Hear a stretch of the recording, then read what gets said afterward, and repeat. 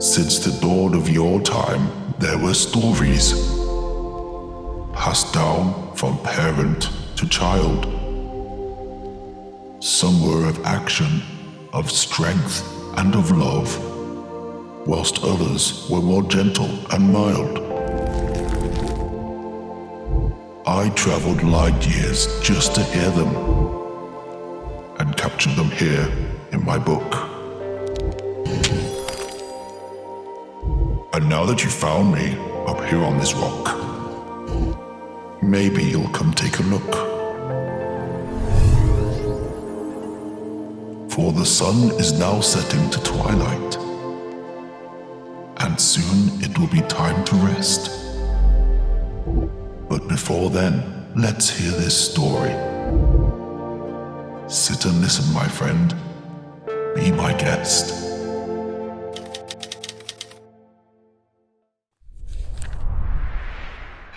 When I was young, time seemed to move slow, and I struggled to sleep every night. There was so much I wanted to do with my life, but I worried about getting things right. My parents would ask what I wanted to be when I became an adult like them. And I said I want to do everything, and I'd tell them again and again. I wanted to be an astronaut, release animals back into the wild, and become a great doctor who saves people's lives. Couldn't wait to not be a child. But then one day, my folks sent me away with my sister, who was quite a bit older.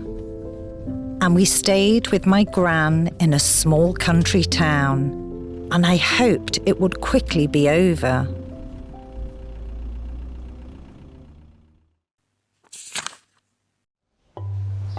The town was so small and the people so slow. I wondered how they got anything done. And my gran owned a shop that made brooms and mops and cloths that she stitched just for fun. She took us to work every morning that week, and we'd help her as much as we could. My sister, she loved it, couldn't tear her away, but I never quite understood. What was the point? I'd ask every day. It seemed like a waste of my time, when I could be learning, writing or reading. I'd watch as the time passed me by. Then finally, my gran said, "Fine. If you don't want to be here, go back to the house. Pack your bags and I'll call your dad." And so I stormed out to the centre of town, but I was upset and anxious and mad. And hungry. So I walked to the baker's to pick up some bread, and I watched as they kneaded the dough. And the bread was delicious, the best that I'd had. Was it because they made it so slow? Back out on the street, I got all distracted by a store at the end of the block. It was old and rusty and had seen better days. But in the window was a grandfather clock. I entered to see an old man at work, wearing glasses on the bridge of his nose. He looked over them as I watched from the door, stood to see on the tips of my toes.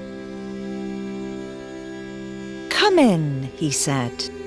"Do you know what this is?"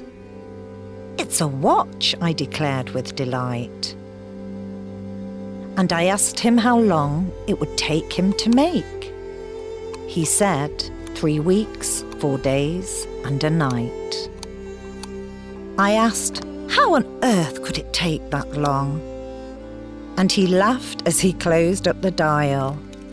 Said some things are worth taking longer to make if they make just one person smile. And then we sat and we talked for a while. I told him about how I wanted to grow and the things I was desperate to do. But then my gran came and stood by the door, said, "Young lady, I've been looking for you."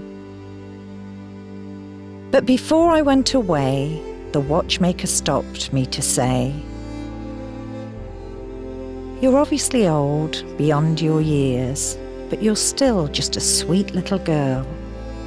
You should slow down a bit and enjoy being young. You have all the time in the world." When I got back home, I slept through the night.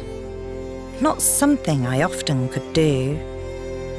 But the watchmaker's words had made me feel calm, and I hope they do the same thing for you.